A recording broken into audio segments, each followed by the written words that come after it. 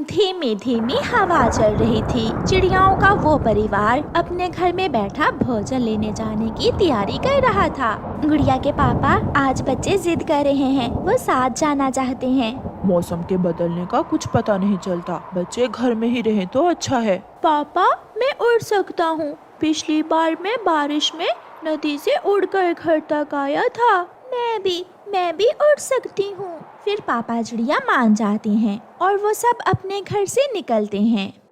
रास्ते में कुकू को एक जगह कुछ दाने दिखाई देते हैं। पापा, मम्मा, वहाँ नीचे दाने हैं। वो दाने किसी शिकारी ने बखेरे होंगे, हमारे जंगल में इतना दाना नहीं हो सकता। वो सब आगे बढ़ते हैं। वो घने जंगल में जाते हैं। एक सूखे हुए पेड़ के पास कुछ दाने उन्हें मिल जाते हैं। बच्चों, कभी भी लालच नहीं करना, मेहनत का कोई शॉर्टकट नहीं होता। जैसे आपकी मम्मा और पापा ने हमेशा मेहनत की है, आपने भी बड़े होकर ऐसे ही मेहनत करनी है। बातें करते करते हवा तेज हो जाती है और साथ ही बारिश शुरू हो जाती है।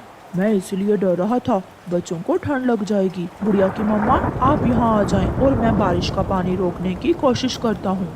फिर पापा चिड़िया पेड़ की ऊपर वाली डाल पर अपने पंख फैलाकर बैठ जाता है। पापा चिड़िया अपने बच्चों को भीगने से बचाने की पूरी कोशिश कर रहा था। तेज हवा से पापा चिड़िया कभी इधर गिरता तो कभी उधर गिरता, मगर उसे किसी भी तरह अपने बच्चों को सुरक्षित रखना था। काफी देर बारिश होने के बाद बारिश रुक जाती है।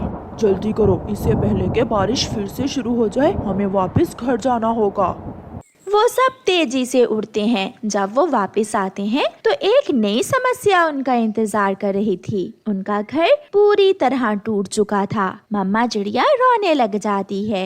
इतना कमजोर भी ना था हमारा घर, सबके घर ठीक है, एक हमारा ही घर टूटना था। ऐसे मौका पर घबराने की बजाय हिम्मत और हौसले से काम लेते हैं। मैं अभी पीपल के कुछ पत्ते लेकर आता हूँ और हम आज की रात गुजारने का बंदोबस्त कर लेते हैं। पापा, अपना ख्याल रखना, जल्दी आना आप। फिर पापा चिड़िया उड़ता है। रात भी हो चुकी थी। पापा चिड़िया जानता था कि जंगल में पीपल का पेड़ कहाँ है, इसलिए वो सीधा उसी दिशा में जाता है। पापा चिड़िया पीपल के पेड़ से कुछ पत्ते तोड़कर वापस मुड़ता है। अंधेरे की वजह से पापा चिड़िया को पता ही नहीं चलता कि कब वो एक पेड़ से टकरा जाता है। वो बेरी का पेड़ था। बेरी के कांटे पापा चिड़िया के शरीर में घुस जाते हैं और पापा चिड़िया वहीं गिर जाता है। उसकी आंखों के सामने उसका परिवार था। वो फिर से उड़ने की कोशिश करता है, मगर अब उसके शरीर में जान न थी और उसकी आंखों के सामने अंधेरा छा जाता है। मम्मा चिड़िया अपने बच्चों को लिए अपने पति का इंतजार कर रही थी। सारी रात गुजर जाती है, मगर पापा चिड़िया लौट कर नहीं आता। मम्मा चिड़िया जान गई थी कि उसका पति जरूर किसी मुश्किल में है। सुबह की रोशनी होने के साथ ही मम्मा चिड़िया अपने बच्चों से कहती है, बच्चों, मैं आपके पापा को देखकर आती हूँ। वो अभी तक नहीं आए, जरूर वो किसी मुश्किल में होंगे। मम्मा, जिंदगी में इतनी मुश्किलें होती हैं, एक से बढ़कर एक। हाँ बेटा, जिंदगी तो गुजारना होती है, दुख हो या सुख, खुशी हो या गम। मम्मा चिड़िया उड़ती है। मम्मा चिड़िया का कलेजा फट जाता है जब वो अपने पति को बेरी के पेड़ में फंसा हुआ देखती है। उसकी चोंच में पीपल के पत्ते थे। ये कैसे हुआ? आप हमें छोड़कर चले गए। अपने बच्चों को सुरक्षित रखने के लिए आप तो पत्ते लेने गए थे। मम्मा चिड़िया रोती रहती है। वो अपने पति की वजह से बहुत दुखी हो गई थी, मगर क्या करती, उसे वापस अपने बच्चों के पास भी तो जाना था। दुखी दिल के साथ मम्मा चिड़िया वापस उड़ती। मम्मा, पापा कहाँ है? मम्मा, कहाँ है मेरे पापा? बच्चों, आपके पापा अब हमारे साथ नहीं रहे। ये सुनकर बच्चे रोने लग जाते हैं। मम्मा चिड़िया अपने बच्चों को साथ लेकर वहाँ से उड़ती है। मम्मा चिड़िया पर अब और भी जिम्मेदारी बढ़ गई थी। उसे अपने बच्चों को माँ और बाप दोनों का प्यार देना था। मम्मा चिड़िया अपने बच्चों को साथ लेकर जंगल की दूसरी ओर पहुँच जाती है। वहाँ उसकी पुरानी जानने वाली एक कौवी रहती थी। गौरी, मेरे पति मर गए और मेरा घर भी टूट गया है। मेरा कोई भी न था। आपका ख्याल आया तो मैं अपने बच्चों को साथ लेकर यहाँ आ गई। चिड़िया बहन, आप शांत हो जाएं, सब ठीक हो जाएगा। हम पक्षियों की जिंदगी में ऐसे दुख तो आते ही रहते हैं। आप जब तक चाहें अपने बच्चों के साथ मेरे घर में रह सकते हैं। फिर मम्मा चिड़िया गौरी कव्वी के घर रहने लगती है। ऐसे ही कुछ दिन गुजर जाते हैं। अब मम्मा चिड़िया का दुख भी थोड़ा कम हो गया था। वो अपने बच्चों के लिए घर बनाना चाहती थी। गौरी बहन, मैंने एक पेड़ देखा है, वो सुरक्षित है। मैं वहाँ अपने बच्चों के लिए घर बनाना चाहती हूँ। चिड़िया, आप घर बनाने का काम शुरू करें, मैं आपके बच्चों को दाना ला कर दे दूंगी। गौरी बहन, अगर आप ना होती तो मेरे लिए ये सब बहुत मुश्किल हो जाता। मुश्किल समय में पक्षी ही एक दूसरे के काम आते हैं। फिर मम्मा चिड़िया जंगल जाती है। मम्मा चिड़िया वहाँ से कुछ सूखी लकड़ियाँ जमा करती है। लकड़ियाँ पेड़ पर रखने के बाद मम्मा चिड़िया फिर से जंगल जाती है और कुछ सूखे पत्ते और कुछ सूखा घास लेकर आती है। सारा सामान पूरा हो जाने के बाद मम्मा चिड़िया अपने घर का काम शुरू करती है। इस पेड़ पर तुम किससे पूछकर घर बना रही हो? ये पेड़ मेरा है। कौवे भैया, ये जंगल सबका साझा है। जैसे इस पेड़ पर आपका अधिकार है, ऐसे ही मेरा भी है। बुरा कहते हैं मुझे बुरा, सब डरते हैं मुझसे। चल भाग यहाँ से, बड़ी आई कमजोर चिड़िया। मैं तुम्हें इस पेड़ पर घर नहीं बनाने दूंगा। परेशान होकर चिड़िया वहाँ से चली जाती है।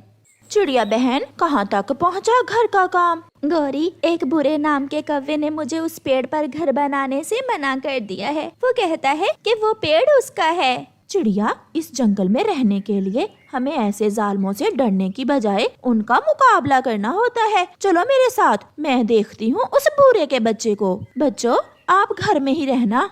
फिर गौरी चिड़िया के साथ जाती है। ओए बदसूरत, मोटी आंखों वाले कौवे, सीधे से भाग जाओ यहाँ से, वरना जानते हो ना मुझे। कौन हो तुम? मुझे गौरी कहते हैं। बुरा कभी हार नहीं मानता।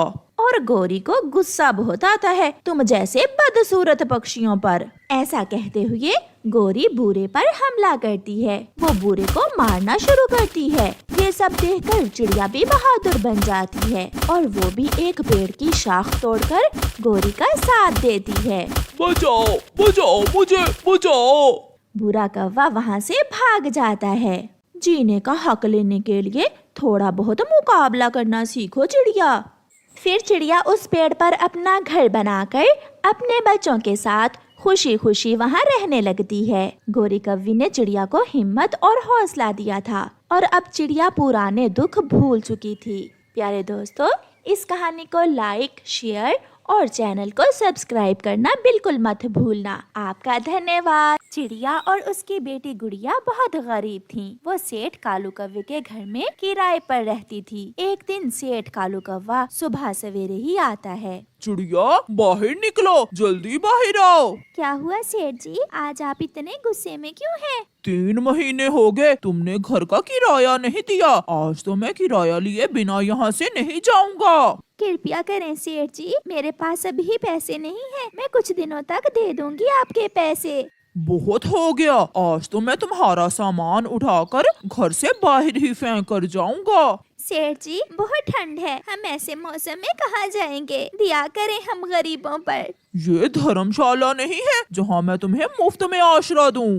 फिर कालू कौवा चिड़िया का सामान उठाकर घर से बाहर फेंक देता है और घर को ताला लगाकर वहाँ से चला जाता है। मम्मा चुप हो जाएं, आप खुद ही तो कहती हैं रोने से हालात नहीं बदलते। मगर बेटी, ठंड बहुत है, ऐसी ठंड में हम रात कैसे गुजारेंगे? फिर वो माँ बेटी अपना कुछ सामान लेकर वहाँ से चलती हैं। आगे तुम कालू। सब मुझे सेठ कालू कहते हैं, इज्जत से बुलाया करो मुझे, गोरी इज्जत से। सेठ होगे तुम बाहिर, मेरे लिए तो तुम कालू ही हो। और हाँ, अगर आज किसी काम वाली का बंदोबस्त ना किया तो मैं आज ही अपने मैके चली जाऊंगी। ऐसी ठंड में मुझसे घर के काम नहीं होते। मैंने कहा ना, 1-2 दिन में मिल जाएगी कोई काम वाली। नहीं, आज ही काम वाली का बंदोबस्त करो। फिर कालू कौवे के दिमाग में रानो चिड़िया और उसकी बेटी का ख्याल आता है। वो जल्दी से वापस होता है। आप आगे, मुझे पूरा विश्वास था आपको हम गरीबों पर दया जरूर आएगी। हाँ हाँ, तुम पर मुझे रहम आ गया, इसलिए तो लौट कर आया हूँ। तुम मेरे साथ मेरे घर में रह सकती हो, मगर बदले में तुम्हें मेरे घर के काम करने होंगे। मैं करूँगी सेठ जी, मैं सारे घर के काम कर लूँगी। फिर चिड़िया और उसकी बेटी सेठ कालू के साथ चली जाती हैं। ये कौन है चिड़िया? ये मैं तुम्हारे लिए काम वाली लाया हूँ। शक्ल से तो काम वाली नहीं लगती। मालकिन आप चिंता ना करें, मैं घर के सारे काम कर लूंगी, बस मुझे रहने के लिए छत दे देना। ठीक है कालू, इसे बाहर छतरी के नीचे घोंसला लगा देना। फिर मम्मा चिड़िया काम में लग जाती है। कड़कड़ाती ठंड में मम्मा चिड़िया ठंडे पानी से बर्तन धोती है, घर की सफाई करती और बाकी के सारे काम भी। मम्मा यहाँ तो बहुत ठंड है, इस छाते के नीचे हम ठंड के दिन कैसे गुजारेंगे? मेरे पंखों में छुप जाओ मेरी बेटी, ऊपर वाला कोई ना कोई इंतजाम जरूर करेगा। वो ठंड की रातें बहुत मुश्किल से वो माँ बेटी गुजारती हैं। सेठ जी मुझे कुछ पैसे दे दें, मैंने अपनी बेटी के लिए गर्म कपड़े खरीदने हैं। पैसे? कौन से पैसे? खाना मिलता है और रहने को जगह, ऊपर से पैसे मांग रही हो? काम करना है तो करो, कोई पैसा वैसा नहीं मिलेगा। मेरी बेटी ठंड से बीमार हो गई है, सेठ जी दिया करें, कुछ पैसे तो दे दे। मैं तुम्हें 1 रुपए भी नहीं दूंगा। फिर शाम के समय वो माँ बेटी सेठ कालू का घर छोड़कर वहाँ से चली जाती हैं। वो जंगल के बाहर एक सूखे हुए पेड़ पर टिंकों का घोंसला बनाने का सोचती हैं। मम्मा जब मैं बड़ी हो जाऊंगी तो मैं काम में आपकी मदद किया करूंगी। अभी मम्मा है ना मेरी बेटी, आप चिंता ना करें, देख लेना एक ना एक दिन हमारे दिन जरूर बदल जाएंगे। रात को जब गुड़िया सो जाती है तो मम्मा चिड़िया पेड़ से पत्ते तोड़कर अपनी बेटी पर रखकर उसे गर्म करने की कोशिश करती है। मम्मा चिड़िया को बहुत ठंड लग रही थी, मगर उसे केवल अपनी बेटी की ही चिंता थी। अगले दिन गुड़िया अपनी मम्मा से कहती है, मम्मा हमारे पास चाय बनाने वाली केतली भी है और बाकी बर्तन भी, क्यों ना हम ऐसी ठंड में पक्षियों को चाय बनाकर बेचना शुरू कर दें। बेटी मगर इसके लिए हमें शक्कर और चाय पत्ती की भी जरूरत होगी। मम्मा हम वो सब कबूतर अंकल की दुकान से ले आएंगे और फिर बाद में उन्हें पैसे वापस कर देंगे। फिर वो माँ बेटी कबूतर अंकल के पास जाती हैं। कबूतर चिड़िया को उधार शक्कर और चाय पत्ती देने पर मान जाता है। चिड़िया मैं जानता हूँ आप भी अपने पति की तरह बहुत मेहनती हैं। मेहनत से काम करना, आप जरूर कामयाब होगी। कबूतर भैया मैं 1-2 दिन में आपके पैसे दे जाऊंगी। चिड़िया और उसकी बेटी जंगल के रास्ते में चाय बेचना शुरू करती हैं। ठंड होने के कारण उनका काम शुरू करते ही चल पड़ता है। सभी पक्षी बहुत शौक से चाय पीने आ रहे थे। चिड़िया बहन, एक चाय ही है जिसे पीने से ऐसे ठंडे ठठरते मौसम में सुकून मिलता है। गोरी कौवी हर रोज सेठ कालू से लड़ाई करती कि मुझे कोई काम वाली ला कर दो, मगर वो तो बहुत कंजूस था। वो तो कोई मुफ्त में काम वाली ढूंढना चाहता था। एक दिन एक कौवी वहाँ आती है। कोई जरूरत नहीं है जी मुझे पैसों की, बस 2 वक्त की रोटी और छत दे देना, मैं सारे ही घर के काम कर दूंगी। सेठ जी ये कौवी पागल है, इसे काम पर ना ही रखो तो अच्छा है। मैंने इससे काम करवाना है, कोई मैथ की टीचर नहीं रखना, मुफ्त में जो मिले सो बेहतर। कौवा उसे अपने घर ले जाता है। मेरे कपड़े धोने के बाद इन्हें इस्त्री कर देना और हाँ मेरे आने से पहले पहले खाना भी बना लेना। ठीक है मालकिन, मैं सब कर लूंगी, आप जाएं। गोरी घर से चली जाती है। ओहो मैं तो भूल गई, मालकिन ने क्या कहा था। चलो थोड़ी देर टीवी देखती हूँ। वो टीवी लगाने लगती है कि पेट्रोल की बोतल उसका पंख लगने से गिर जाती है। हाँ ये तो बहुत नुकसान हो गया, मालकिन डांटेंगी, मैं इसे आग जलाकर सुखा देती हूँ। फिर जैसे ही वो कौवी वहाँ आग जलाती है, पूरे घर को आग लग जाती है, सब जल जाता है। गोरी का जेवर, कालू की तिजोरी में बड़ी रकम, सब जल जाता है। गोरी और कालू जब शाम को घर लौटते हैं तो उनके घर की जगह राख का ढेर था और आने वाली रात की ठंड उन्हें डरा रही थी। चिड़िया और उसकी बेटी ने दिन रात काम करके अपने लिए एक छोटा सा सुरक्षित घर भी बना लिया था और अब उनका काम दिन ब दिन और बढ़ रहा था। मम्मा अब हम चाय के साथ पकौड़े भी बनाया करेंगे, ऐसे हमारा काम और भी बढ़ जाएगा। कौवा और कौवी शेर से भिखारी बन चुके थे। वो ठंडी रात में पेड़ पर बैठे रो रहे थे। गौरी, ये उस चिड़िया की बददुआ लगी है हमें। कालू, अगर हमने किसी के साथ अच्छा किया होता तो आज हमारी कोई मदद करता, मगर हमने तो सबके साथ बुरा किया और अब हम इस ठंडी रात में मरेंगे। चिड़िया और उसकी बेटी गर्म घर में बैठी मीठी नींद सोई हुई थी। प्यारे दोस्तों, इस कहानी को लाइक करना बिल्कुल मत भूलना। आपका धन्यवाद।